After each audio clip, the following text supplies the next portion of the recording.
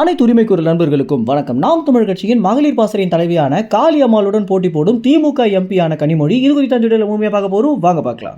ஒரு ஆளுங்கட்சியாக இருக்கக்கூடிய திமுக எம்பியான கனிமொழியால கூட காளியம்மாளை எதிர்த்து ஒரு போராட்டமோ பொதுக்கூட்டமோ நடத்த முடியல அப்படின்றதான் நிதர்சனமான உண்மையாகவே இருக்கு. காளியம்மாள் நடத்தக்கூடிய இந்த மகளிர் பாசறைக்கு கூடுற கூட்டம் கூட எம்பியான கனிமொழி நடத்தக்கூடிய பொதுக்கூட்டத்துக்கு மக்கள் கூடல அப்படின்றது கனிமொழியை ரொம்ப ஆத்திரமடைய வச்சிருக்கு. அப்படின்னும் ஒரு ஆளுங்கட்சியாக இருக்கக்கூடிய கட்சியாலே முடியாத போது மூன்றாவது பெரிய கட்சியான நாம் தமிழர் கட்சி எப்படி இந்த விஷயத்தை செஞ்சாங்க அப்படின்னு கனிமொழி பார்த்தீங்கன்னா ரொம்பவே கடுப்பாகி இருக்காங்க.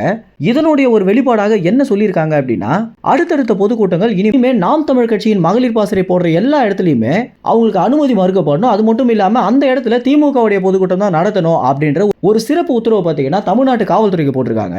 கனிமொழியிடம் பவர் இருக்கு அப்படின்ற காரணத்தினால காவலர்களும் பார்த்தீங்கன்னா இந்த விஷயத்திற்கு கனிமொழி சொல்றதுதான் கேட்டாகணும் அப்படின்ற ஒரு கட்டாயம் இருந்துட்டு இருக்கு.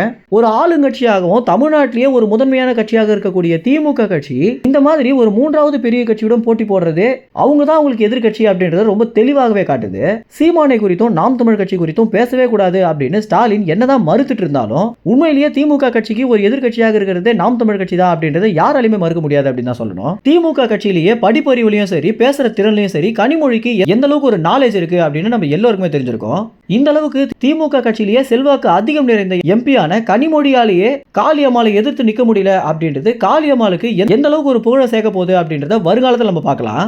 ஏன்னா தமிழ்நாட்டு மக்களை பொறுத்த வரைக்கும் கனிமொழியை விட காளியம்மாள் மேலே பார்த்தீங்கன்னா ஒரு பெரிய அன்பு வச்சிருக்காங்க அப்படின்னு தான் சொல்லணும். ஒவ்வொரு குடும்பங்களுமே காளியம்மாளை தன்னுடைய குடும்பத்தில் ஒருத்தராக பார்த்துட்டு வந்துட்டு இருக்காங்க. அதனுடைய ஒரு வெளிப்பாடு தான் காளியம்மாளுக்கு ஏற்படுற ஒவ்வொரு பிரச்சனையின் போதும் தமிழ்நாட்டில் இருக்கக்கூடிய பெண்மணிகள் கொதித்து எழுந்து போராட்டம் நடத்திட்டு வந்துட்டு இருக்காங்க. இதை எல்லாத்தையும் பார்த்து தான் தற்போது கனிமொழி ரொம்ப கடுப்பாகி காளியம்மாளை ஒழிச்சு கட்டணும் இல்லை நாம் தமிழ் கட்சியை ஒழிச்சு கட்டணும் அப்படின்ற நோக்கத்தில் நிறைய சதி வேலையில் ஈடுபட போறாங்க. மேலும் இந்த தகவல் குறித்து என்ன நினைக்கிறீங்க அப்படின்னும் உண்மையிலேயே கனிமொழி மற்றும் காளியம்மாள் இருவரில் யாருக்கு ஆளுமை அதிகமாக இருக்கு அப்படின்னு நீங்க நினைக்கிறீங்களா? அது உங்க கமெண்ட்ஸ்ல தெரிவிங்க. நன்றி, வணக்கம்.